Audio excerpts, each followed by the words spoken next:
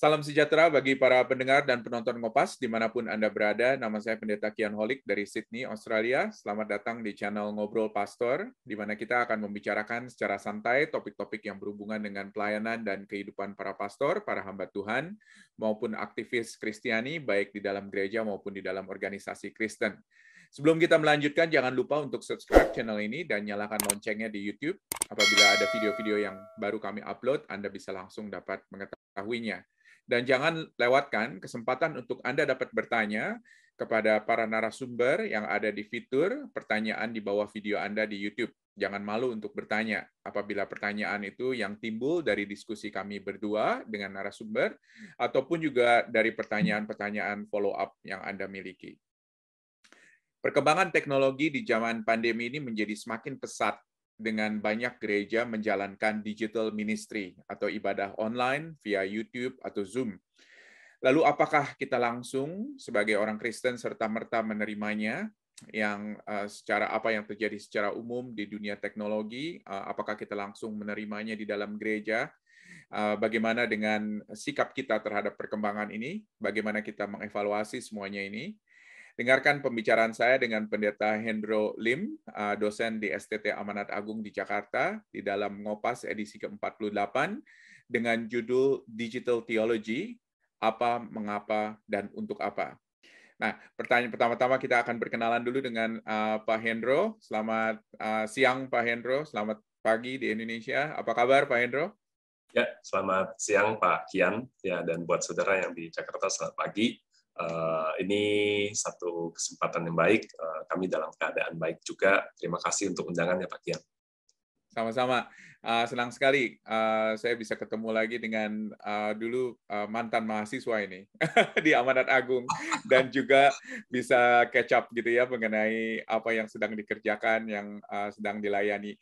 Kira-kira kalau misalnya ada satu sukacita di dalam pelayanan Pak Hendro pada saat ini di STT Amanat Agung, apa Pak? Saya rasa kesempatan untuk bisa sharing ya dengan mahasiswa, lalu belajar dari mereka. Anak-anak sekarang itu kan sangat resourceful ya, sangat resourceful sekali. Jadi bisa terus catch up dengan mereka juga. Itu satu sukacita. Lalu menjadi satu sukacita tersendiri juga. Sekarang bisa melayani bersama dengan para dosen saya, begitu, yang dulu saya sangat hormati, yang saya banyak belajar dari mereka. Itu satu sukacita tersendiri, Pak Kian. Puji Tuhan ya. Jadi yang dulu tempat di mana Anda belajar, sekarang melayani bersama-sama, dan mudah-mudahan juga generasi muda yang sekarang ini yang sedang dididik nanti juga bisa melayani bersama-sama. Saya yakin dan percaya sekolah teologi adalah lahan yang subur untuk kita bisa mendidik the next generation of Christian leaders ya. Kita bersyukur sekali buat hal tersebut. Nah, kita akan bicara mengenai digital theology. Apa itu digital theology menurut pengertiannya Pak Hendro? Pertama-tama, apakah itu sebelum kita nanti masuk untuk mengupas apa digital theology itu? Silakan, definisinya apa digital theology itu? Ya. Sebenarnya kalau misalnya kita bicarakan digital theology itu udah lama sih sebenarnya, kita sesuatu yang sudah lama kita lakukan adalah mungkin sesuatu upaya untuk kita merefleksikan dampak dari digitalisasi ya dunia hari ini, masyarakat hari ini terhadap iman dan kehidupan Kristen. Nah, hari-hari ini memang digital theology itu kemudian menjadi sesuatu yang banyak dibicarakan karena sudah menjadi sebuah studi ya, sebuah studi di kampus-kampus ya, mereka berbicara tentang hubungan teknologi digital dengan teologi. Saat ini banyak kampus yang sudah menggeluti isu ini. Misalnya di New Zealand ada Laidlaw, kemudian di Texas itu ada Texas A&M University, lalu di UK itu ada Durham, ada Spurgeon College. Kalau di Amerika lagi ada satu lagi, misalnya di Dallas Theological Seminary, mereka sampai punya lab untuk Bapak bicarakan ini begitu. Itu mungkin digital theology itu Pak. Ya, Iya. Kenapa topik ini begitu penting sekali untuk kita bicarakan sebagai Christian leaders, sebagai pemimpin-pemimpin Kristen, baik itu para rohaniwan, para pastors, maupun juga para majelis mungkin, ataukah mungkin pemimpin-pemimpin lainnya di dalam organisasi Kristen. Kenapa hal ini begitu penting? Selain memang kita tahu bahwa digitalisasi ini khususnya di dalam era pandemi ini sangat marak sekali, dan sepertinya pertumbuhan yang kita pikir akan terjadi hanya 10 tahun lagi mungkin, tetapi sekarang sudah terjadi gitu loh. Ya. Kenapa ini penting selain pesatnya pertumbuhan teknologi? Iya, kalau bicara soal pesatnya pertumbuhan, memang hari-hari ini pertumbuhannya itu eksponensial ya Pak ya. Kalau sebelumnya, kalau kita perhatikan misalnya boleh kita katakan mungkin 18 atau 19 abad sebelumnya, itu perkembangannya itu relatif ya sangat lambat. Bahkan sebelum Renaissance boleh kita katakan perkembangan itu sangat minim. Nah, setelah itu ketika Renaissance, kemudian semakin maju, kemudian Enlightenment, modernisasi, kita mulai masuk yang orang sebut sebagai era industri 1.0, ya kan, mesin uap waktu itu, lalu era industri dengan penemuan listrik, begitu, era industri 3.0, komputer, bahkan sampai dengan masa itu sebenarnya perkembangan itu belum kelihatan menjadi sesuatu pertumbuhan yang eksponensial. Tapi dengan era internet sekarang ini dunia berubah drastis, dan saya rasa salah satu alasan mengapa ini menjadi satu topik yang penting adalah bahwa ini menjadi satu ladang yang sangat besar, Pak. Dulu kita untuk menjangkau orang begitu banyak mungkin satu hal yang sulit ya. Kalau misalnya kita katakan contoh misalnya seorang hamba Tuhan yang sangat efektif, yang dianggap sangat berhasil, misalnya kayak Billy Graham, dia menjangkau 200 juta orang selama pelayanannya, seumur hidup pelayanannya. Tapi hari ini di internet itu ada lebih dari 5 miliar pengguna internet. Ya, itu sekitar mungkin 65-70% penduduk dunia ada di sana, Pak. Khususnya setelah pandemi. Ya, setelah pandemi dimulai, itu banyak sekali paksaan terhadap orang-orang di mana-mana di seluruh penjuru dunia untuk dengan cepat mengadopsi gaya hidup digital ini, gitu, masuk ke dalam internet. Dulu yang orang-orang tidak merasa perlu, sekarang dipaksakan supaya bisa masuk ke sana karena memang semuanya ada di sana. Nah, dengan demikian jadinya itu menjadi sebuah ladang yang sangat besar, ya, dan memang dampak terhadap kehidupan ini secara umum memang sangat besar. Dulu di tahun-tahun satu dekade yang lalu saja, kita mungkin nggak memperkirakan bahwa banyak sekali pekerjaan-pekerjaan tertentu itu akan hilang. Atau kita tidak memperkirakan akan ada pekerjaan-pekerjaan jenis tertentu, tapi kenyataannya hari ini banyak profesi yang hilang. Ya.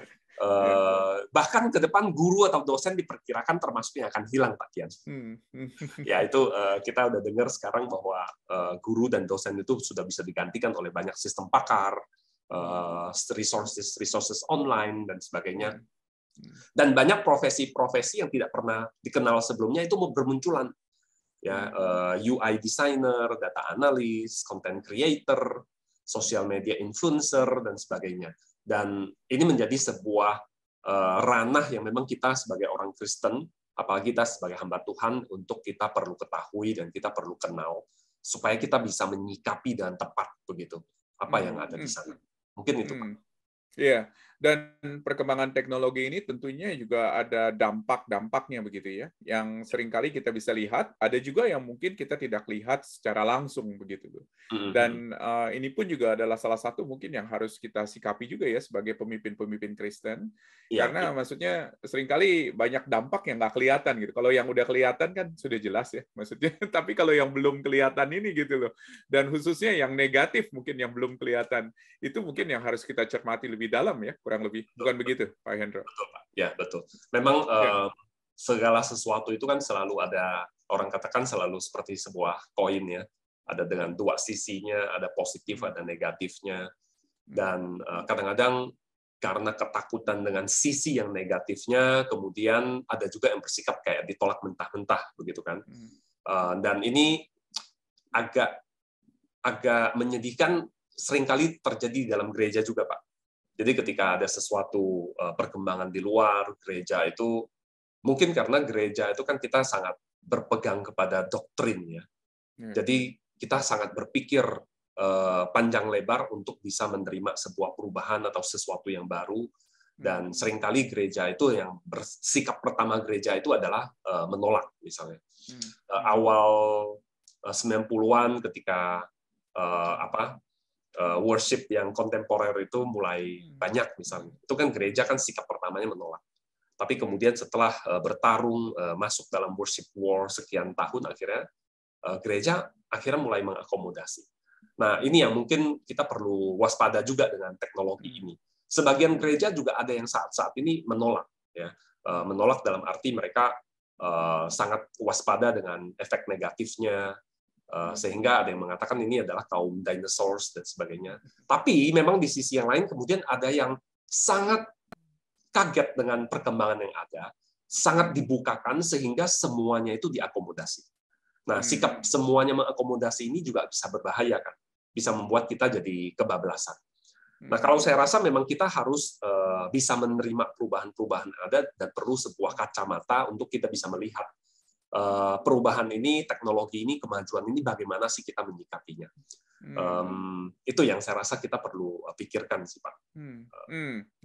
Dan ini juga adalah salah satu bagaimana analisa kita terhadap sikap manusia gitu ya, terhadap sebuah perubahan atau perkembangan yang terjadi, baik itu di dalam budaya maupun juga di dalam gereja tentunya. Ya budaya, kita nggak bisa melepaskan gereja dari budaya gitu pada akhirnya. Dan termasuk juga dengan teknologi digitalisasi, teknologi internet, sekarang kita bicarakan lebih spesifik lagi. Nah, kira-kira bagaimana sebetulnya sikap manusia atau sikap orang-orang percaya terhadap teknologi? Kira-kira sejarahnya bagaimana sih?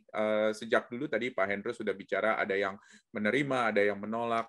Tetapi khususnya dengan digitalisasi ini, bagaimana sikap gereja gitu, sikap orang-orang percaya terhadap digital teknologi ini? Silakan. Kalau kita perhatikan di perjalanan sejarah gereja, memang selalu ketika ada inovasi, selalu ada orang-orang yang kemudian merespons dengan penolakan. Ya. Ketika misalnya kita katakan contoh misalnya ketika Aristotelianism ya mulai masuk ke dalam gereja, respons pertama adalah orang-orang kemudian menolak. Ya, padahal bukan berarti semuanya itu salah. Kita kemudian akhirnya mendapati bahwa sumbangan Aristotelianism terhadap kekristenan itu kan juga besar ya. Bagaimana kemudian memunculkan scholasticism, kemudian memunculkan bagaimana apa yang mungkin kalau boleh kita katakan apa yang kita sebut hari ini sebagai systematic theology ya. Itu semua kan berhubungan begitu. Awalnya itu kan mendapatkan penolakan yang sangat kuat sekali. Selalu seperti itu. Nah, saya merasa saya mengambil sikap bahwa kita dipercayakan begitu banyak oleh Tuhan sejak kejadian 1, kita bertanggung jawab menaklukkan bumi, ya kan? Kita bertanggung jawab untuk mengelola bumi ini, dan Allah menciptakan kita itu untuk mencipta. Kita kan diciptakan sebagai manusia yang kreatif dalam gambar dan rupa Allah, ya kan? Dan kita diciptakan untuk mencipta sebenarnya. Mungkin memang tidak dalam level mencipta seperti Allah menciptakan creatio ex nihilo begitu. Tapi kita juga menciptakan apa yang barangkali dalam arti sebelumnya tidak ada, kita munculkan.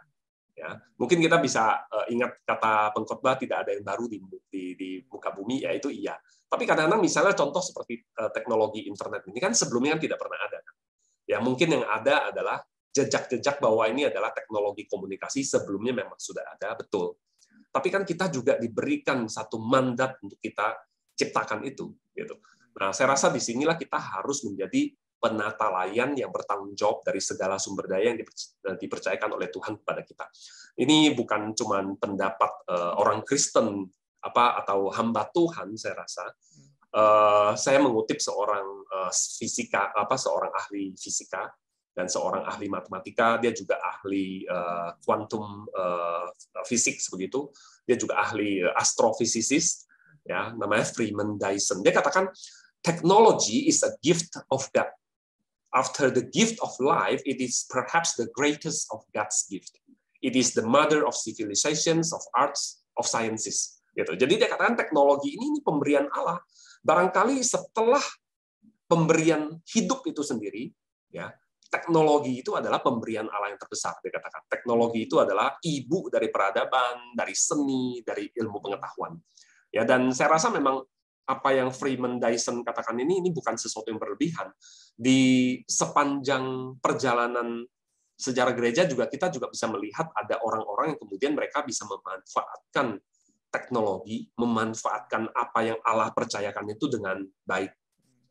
Misalnya sejak di abad pertama kita melihat para rasul, mereka kan bisa menginjili demikian luas itu kan karena Helenisme kan ya, karena Helenismenya Alexander Agung, di sana bahasa Yunani Koine-nya sudah ada di mana-mana, ya setidaknya mungkin di kalangan mereka yang cukup terpelajar atau yang cukup punya pergaulan begitu.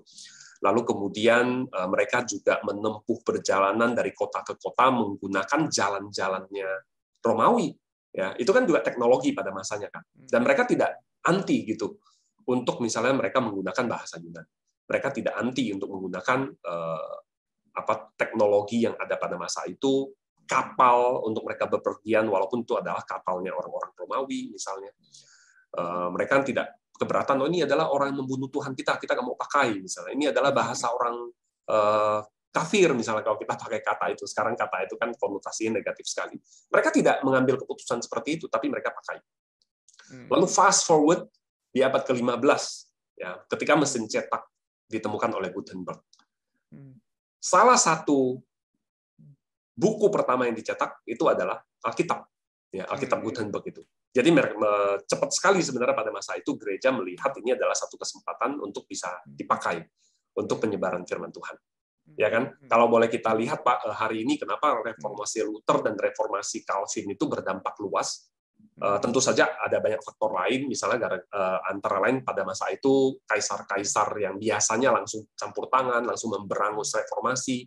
Pada masa itu kaisar-kaisar itu lagi sibuk, mereka berperang, sedang menghadapi ancaman pasukan Ottoman misalnya. Tapi antara lain kenapa reformasi Luther dan reformasi Calvin itu bisa sangat berdampak, itu antara lain karena penyebaran dari tulisan-tulisan mereka. Reformasi Luther itu kemudian begitu luas antara lain karena dia terjemahkan Alkitab kan ke dalam bahasa Jerman.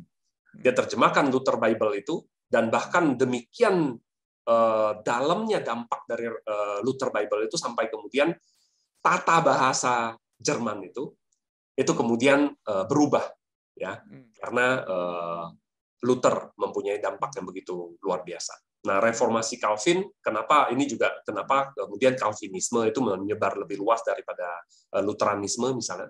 Karena Calvin menerjemahkan institusionya dari bahasa Prancis, Latin ke dalam bahasa Inggris juga.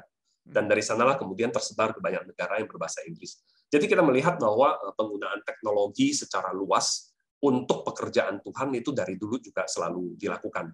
Ya, walaupun selalu ada orang-orang yang bersikap anti, mereka menentang dan sebagainya. Lalu kalau kita maju lagi ke berikutnya ya Pak, ke abad 18 atau mungkin khususnya 19, kita lihat bagaimana teknologi radio, ya, radio itu berdampak sangat luas terhadap penginjilan, lalu televisi juga. Ya, ada muncul kaum-kaum televangelis, ya, terlepas dari pro kontranya, positif negatifnya. Saya rasa sebenarnya penggunaan teknologi radio dan televisi itu dampaknya sangat besar. Ya, dan hari-hari ini ketika pandemi menerpa, saya rasa internet itu menjadi satu wadah yang sangat penting, ya, bagaimana orang-orang Kristen bisa terus beribadah.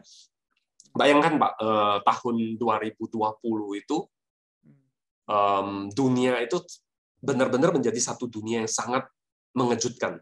Karena hari Paskah bulan April ya kalau nggak salah ya 2020 itu, bayangkan seluruh dunia itu gereja itu kosong Pak.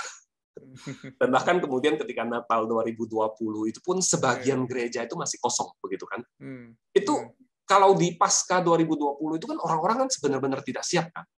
Benar-benar tidak siap, katakan untuk mempersiapkan yang online, ibadah online pun itu mungkin masih belum siap karena baru sebulan sebelumnya pemerintah mengumumkan ini pandemi, ini harus ditutup dan sebagainya. Jadi bayangkan selama 2000 tahun itu pertama kalinya gereja itu kosong pada hari Paskah. Itu kan sesuatu yang mind blowing gitu kan, sesuatu yang really unprecedented, benar-benar tak terduga begitu. Nah, tapi kemudian dalam waktu yang singkat gereja itu kemudian mereka bisa recover ya. Sebagian yang tadinya mungkin benar-benar tidak sempat berbuat apa-apa, akhirnya kemudian mereka muncul, mulai adakan ibadah online dan sebagainya.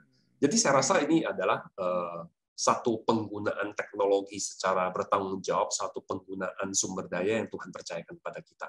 Ya, tapi memang sekali lagi semua ini harus ditanggapi dengan kita tetap waspada bahwa ada sisi positif, tapi juga ada sisi negatifnya. Nah, ini dia yang saya kepingin gali ini adalah kira-kira pertama-tama bagaimana caranya kita bijak sebetulnya untuk mana yang kita terima, mana yang kita tolak begitu. Tetapi di lain pihak juga terhadap dampak-dampak negatif yang mungkin tidak terlihat nih oleh gereja pada awalnya sekarang ini. Dan bagaimana kita bisa melihat ke depan secara visioner, melihat kira-kira apa saja nih yang kemungkinan dampak negatif. Nah, gimana nih pemikiran Pak Hendro, gimana nih kalau misalnya di dalam hal tersebut? Kira-kira pertama-tama metodenya seperti apa? Bagaimana? Apa yang harus kita terima? Apa yang tidak boleh kita terima? Dan juga bagaimana kita melihat ke depannya? Silakan. Ya, untuk mengatakan apa yang kita terima, apa yang tidak kita terima, dan dampak-dampaknya dalam jangka panjang mungkin masih agak awal ya Pak. Perkembangannya itu kan memang sangat eksponensial sekali ya, sangat mengejutkan sekali, sangat cepat sekali. Apa yang dulu sudah dibicarakan oleh orang selama bertahun-tahun, ya sebenarnya teknologi seperti ini sudah ada sejak agak lama Pak. Tahun 2000 ya, tahun 2000-an itu waktu itu saya masih bekerja Pak. Ya kan saya dulu praktisi di IT kan Pak. Saya programmer dan saya programmingnya kebetulan di bidang telekomunikasi. Jadi klien saya itu Telkom, klien saya itu perusahaan-perusahaan telco, Excel, Telkomsel begitu. Dan waktu itu saya mengerjakan apa yang disebut dengan voice over IP dan video over IP. Ini yang kemudian saya rasa hari ini jadi, kalau kita lihat ya Telegram call begitu ya, WhatsApp call begitu, Skype. Nah sebenarnya dulu waktu saya masih kerja itu bidang yang saya tekuni sebenarnya. Nah masa itu aplikasinya kita hanya berpikir masih sederhana, itu diaplikasikan untuk call center. Jadi ketika call masuk itu antar agent dengan supervisornya dan sebagainya itu bisa sambil komunikasi di internal. Jadi di internal itu kita tidak pakai PABX dan sebagainya. Nah, tapi teknologi itu kemudian dalam waktu akhir-akhir ini ketika pandemi tiba-tiba kemudian itu dipergunakan secara sangat luas kan Pak. Tiba-tiba Zoom itu kemudian jadi sangat terkenal. Padahal dia udah ada dari 2014-an gitu. Kemudian kayak Skype itu menjadi sangat populer. Microsoft Teams begitu kan, itu menjadi sangat populer. Padahal sebelumnya itu sudah ada. Ya, hanya tidak banyak dilirik orang. Nah, mungkin kalau misalnya kita sekarang mau mengatakan positif negatifnya apa ya, dampak jangka panjangnya apa ya, mungkin agak sedikit awal sih. Saya membaca buku-buku dari para ahli media ekologi begitu ya, atau para ahli digital teologi. Pada umumnya mereka akan sangat cautious untuk memberikan sebuah analisa. Umumnya mereka akan memberikan kayak pagarnya adalah untuk foreseeable future gitu. Untuk jangka dekat inilah, untuk jangka dekat ini setidaknya ini pengamatan saya begitu. Itu yang sekarang mereka selalu katakan gitu. Jadi memang masih banyak hal yang bisa terjadi dan masih ragu-ragu sih. Nah, mungkin saya juga ingin mengambil posisi itu sih Pak. Bahwa apa yang saya sampaikan mungkin ini adalah sebatas yang sejauh ini yang kita bisa amati. Dan mungkin gini, hal pertama yang ingin saya tekankan adalah bahwa teknologi itu tidak netral. Kita sering sekali mengatakan misalnya uang itu netral, uang itu bisa dipergunakan untuk pelayanan, uang itu bisa menjadi hamba yang baik, tapi tuan yang jahat, begitu kan? Uang itu bisa menjadi cinta akan uang bisa menjadi akar dari kejahatan, tapi uang itu bisa jadi berkat. Ya banyak hal yang kita bisa katakan seperti itu. Tapi saya rasa di dunia teknologi itu tidak netral. Ya, seorang bernama John Calkin, dia katakan, we shape our tools and our tools shape us. Kalau kita belajar tentang bagaimana perkembangan manusia purba, misalnya kita katakan itu begitu ya. Ketika mereka menemukan alat, mereka mulai pakai batu, mereka mulai pakai bronze, itu kan kemudian hidup peradaban mereka itu jadi berubah kan, Pak. Ya, jadi we shape our tools and our tools shape us gitu. Contoh misalnya saya kasih beberapa contoh, misalnya penemuan jam. Dulu ketika jam itu belum ada, orang kan hanya mengukur waktu dengan matahari misalnya, dengan obelisk, dan tidak sangat tepat sekali. Mereka juga tidak bisa merencanakan itu dalam jangka panjang, dalam arti secara bulan, tahun, pembagian seperti itu agak sulit buat mereka. Tapi penemuan jam tangan, ya jam tangan atau mungkin waktu itu diawali dengan jam di kota begitu ya, di tower-tower gitu. Itu kan membuat manusia akhirnya sekarang mereka bisa mengukur waktu dan tepat gitu kan.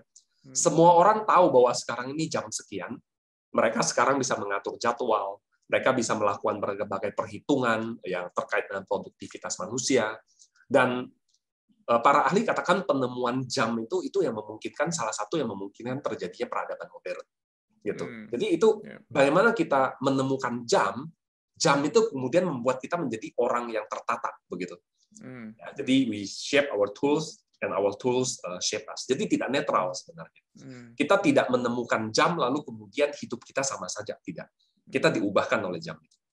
Ya. Begitu juga misalnya hari ini kalau kita bicara soal dampak terhadap ibadah kita.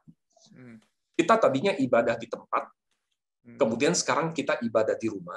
Kita nonton YouTube, entah itu adalah di komputer atau di laptop kita, ataukah kita nonton di TV, itu juga mengubahkan kita. Ya, saya rasa ini banyak sekali dialami oleh orang-orang. Tadinya ibadah kita di gedung gereja itu kita ibadah, kita keluarkan handphone itu kan sesuatu yang kayak itu bisa diplototin oleh teman-teman, begitu kan? Mungkin hanya anak-anak remaja yang bisa keluarkan handphone dengan sejahtera, lalu dia scroll, dia mungkin baca Alkitab di sana, dia mungkin bikin catatan di sana. Mungkin hanya anak remaja yang bisa dengan sejahtera merasa begitu.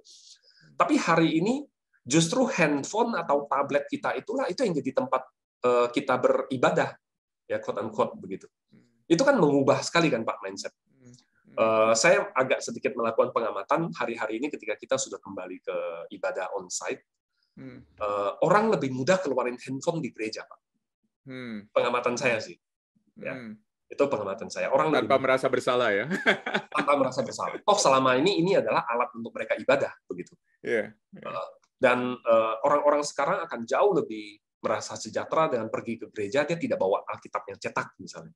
Ya kan, kalau dulu kan masih agak sedikit berpikir, oh ini handphone, utamanya ini alat komunikasi. Kalau kita pakai Alkitab di sini adalah mungkin kita lagi traveling, lagi sulit untuk keluarin Alkitab dan sebagainya. Tapi sekarang dengan sejahtera, begitu mereka keluarin handphone untuk baca Alkitab di situ. Toh sehari-hari sekarang ini udah 2 tahun sudah seperti itu. Satu hal lagi yang saya rasa cukup membuat saya khawatir adalah begini. Televisi, YouTube itu kan selama ini kan media hiburan nih Pak. Kalaupun kita belajar mungkin kalangan tertentu ya, tidak banyak orang yang melakukannya. Di Indonesia khususnya ya sosial media itu banyak dipergunakan untuk hiburan begitu. Ya, jadi kalau misalnya sekarang kita nonton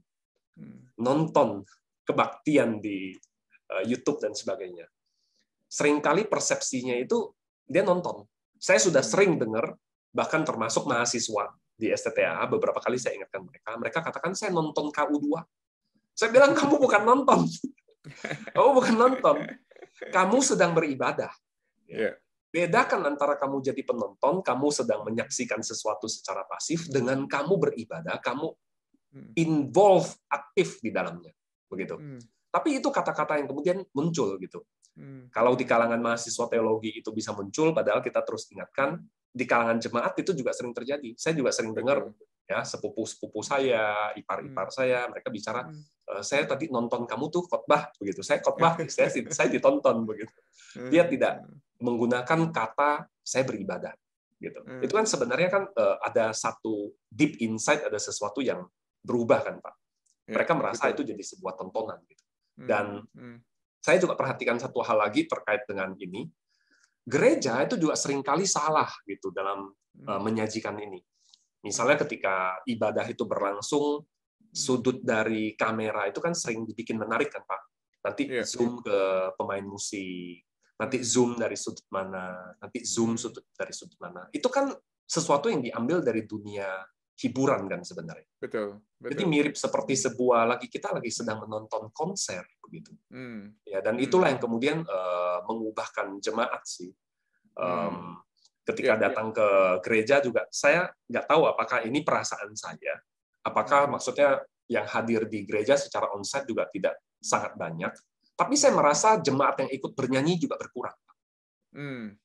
Mungkin apakah selama ini di rumah itu terbiasa untuk misalnya ketika bernyanyi itu dia tidak banyak involved gitu ya. Saya especially ketika masa pandemi ini saya agak kesulitan sih ikut menyanyi. Kalau kita nyanyi sama-sama itu kan kiri kanan bernyanyi, nada agak tinggi dan sebagainya. Misalnya kita berani keluar suara kan, kita kejar gitu nada tinggi itu. Tapi kalau di rumah kita sendiri kejar kan setengah mati Pak. Jadi kadang-kadang memang begitu pemimpin pujian, dia pimpin pujian itu agak tinggi, susah dikejar. Akhirnya saya juga mengaku bersalah begitu. Kita jadi diam gitu. Kita jadi ya. Dan kayaknya itu kebawa tuh Pak. Sekarang ketika onsite saya perhatikan jemaat jadi agak menahan diri dari menyanyi. Nggak tahu itu pengamatan saya atau gimana gitu. Ya, dan juga bukan hanya itu aja, tetapi juga maksudnya banyak orang berpikir bahwa apakah saya perlu berpartisipasi begitu loh. Di dalam ibadah ini saya udah kebiasaan mungkin dengan nonton atau sekali lagi nonton ya ibadah YouTube atau apa begitu. Dan kemudian sekarang itu tiba-tiba kembali onsite, apakah saya harus berpartisipasi? Jadinya ada keraguan-raguan gitu untuk berpartisipasi. Yang mana dulu sebelum pandemi mungkin sudah biasa datang ke gereja ya kita berpartisipasi dalam menyanyi dan dalam memuji Tuhan dan lain sebagainya. Ini pengamatan yang sangat menarik sekali Pak Hendro.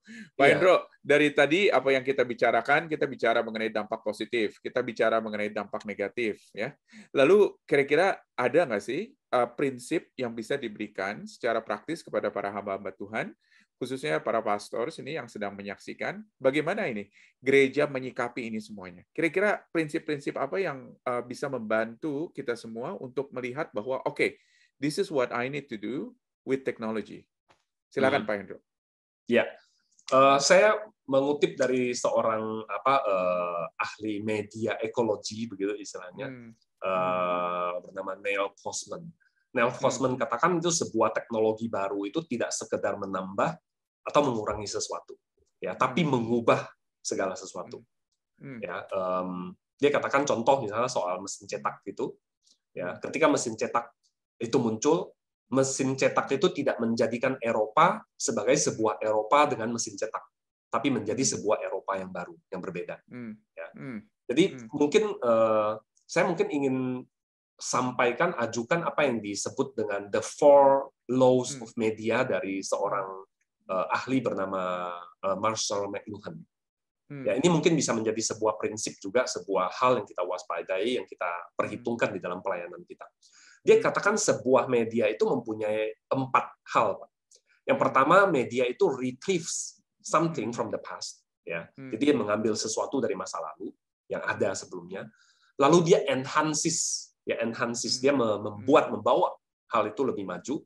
Tapi kemudian juga ada dampaknya, yaitu dia akan reverses something, dia akan membalikkan sesuatu, dan kemudian in the end dia bahkan kemudian akan meniadakan sesuatu.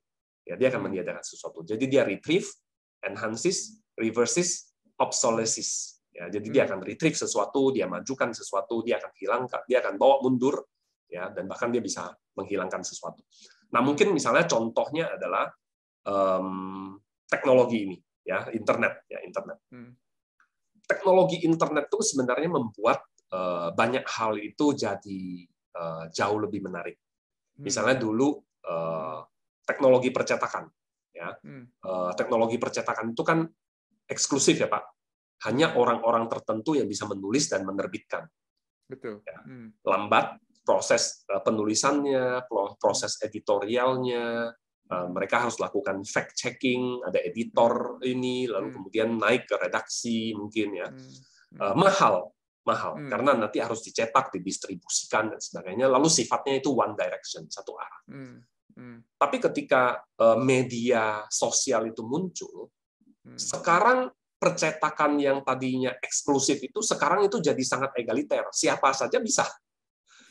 Siapa saja, mulai dari kalau tukang becak dia mau posting dia lagi narik becak juga bisa. Iya kan? Kita bisa melihat sekarang misalnya kayak benar-benar petani atau peternak beneran, dia bisa posting tuh cerita dia sedang beternak gitu di China. Atau bikin blog ya? Ya. Dia bikin ada YouTube channelnya, ada Facebook channelnya begitu. Di China itu ada peternak bebek itu terkenal sekali, Pak. Gara-gara dia selalu posting aktivitasnya ketika dia lagi menggembalakan atau dia lagi peternak bebek itu, gitu. Dan orang-orang nonton gitu kan, menarik gitu. Ya, jadi sekarang itu jadi egaliter. Siapa saja bisa jadi penulis. Siapa saja bisa menerbitkan, ya kapan saja, bahkan tanpa editor dan sebagainya. Formatnya bisa apa saja, biayanya minimal. Lalu distribusinya worldwide. Dulu siapa yang bisa nulis buku lalu buku itu jadi worldwide gitu kan? Nggak bisa. Dan sekarang itu mereka juga multi directional. Nah, mungkin perubahan seperti ini bisa dimanfaatkan sih oleh gereja. Dulu ketika kita menghasilkan sesuatu yang sifatnya mungkin ingin menjangkau dan sebagainya, mungkin kita terbitkan buklet gereja misalnya, ya kan? Itu kan jangkauannya terbatas kan, Pak. Nah, sekarang ini sebenarnya menjadi satu kesempatan sih yang sangat baik bagi gereja untuk bagaimana caranya bisa lakukan sesuatu yang dampaknya ini bisa luas. Ya, lalu bisa multi directional. Mungkin sekarang bukan lagi misalnya hamba Tuhan itu kita lakukan pembinaan yang sifatnya satu arah, tapi dua arah. Ya kan, bisa saling memperkaya dan sebagainya. Nah, saat ini di internet resources seperti itu sudah banyak sekali. Nah, masalahnya adalah dengan kemudian semua ini terjadi ya setelah dia retrieve teknologi percetakan yang kuno itu, dia enhances menjadi sedemikian rupa, maka terjadi juga sebuah reversal, Pak. Ketika penulis-penulis itu kemudian menjadi bisa siapa saja, begitu egaliter, salah satu hal yang dikorbankan itu adalah akurasi. Akurasi. Dan ini bukan saja di antara penulis-penulis yang amatir ini. Kalau Pak Kian ingat beberapa tahun lalu, mungkin udah 10 tahun ya, ketika pesawat Asiana ya itu jatuh di Amerika. Ya. Nah, waktu itu stasiun televisi tertipu kan, Pak? Karena mereka kemudian mendapatkan satu tips tentang nama-nama pilot itu. Nama pilotnya waktu itu dibohongin sama orang, ingat nggak Pak? Sampai-sampai namanya itu adalah karena pilotnya orang Korea begitu, jadi namanya adalah Wee Too Low. Wee Too Low, jadi ditulis seperti nama-nama Chinese atau nama-nama Eastern begitu, tapi ternyata Wee Too Low itu maksudnya kita we too low gitu, kita terlalu lama. Lalu maaf ini agak kasar, namanya itu Holy Fook gitu. Itu kan plesetan kan, ya kan, dari Holy F gitu kan. Gitu. Itu akhirnya mereka kemakan gitu, padahal itu media besar gitu. Mereka malu sekali gitu. Tapi ini salah satu yang dikorbankan karena kemajuan internet. Akurasi itu jadi berkurang. Lalu akhirnya trustworthiness-nya itu sangat turun sekali. Kita tahu hari ini di internet itu penuh sekali dengan hoax kan. Berita itu bisa salah, tapi asal didengungkan dengan cukup lama. Ya, teorinya kan sekarang begitu kan. Sebuah kebohongan kalau bisa dibunyikan cukup sering, orang akan anggap itu sebagai kebenaran gitu. Itu yang terjadi sih. Dan mungkin ini juga menjadi sesuatu hal yang harus diwaspadai oleh gereja dan harus diantisipasi oleh gereja. Ya, misalnya ketika kita mengajar. Ya. Dan juga berarti banyak orang mungkin melihat bahwa apa yang mereka lihat di YouTube atau di sosial media, mereka tidak langsung percaya pada akhirnya. Dan disitulah mungkin letak kita sebagai pemimpin-pemimpin Kristen untuk terus setia memberitakan apa yang benar. Dan biarlah kiranya apa yang benar itulah yang membuktikan dirinya sendiri pada akhirnya kepada orang-orang yang nonton atau orang-orang yang baca dan lain sebagainya. Betul, Pak. Exactly. Kira-kira ada lagi tip-tip yang lain yang bisa diberikan kepada para hamba Tuhan khususnya dalam menyikapi perkembangan teknologi ini?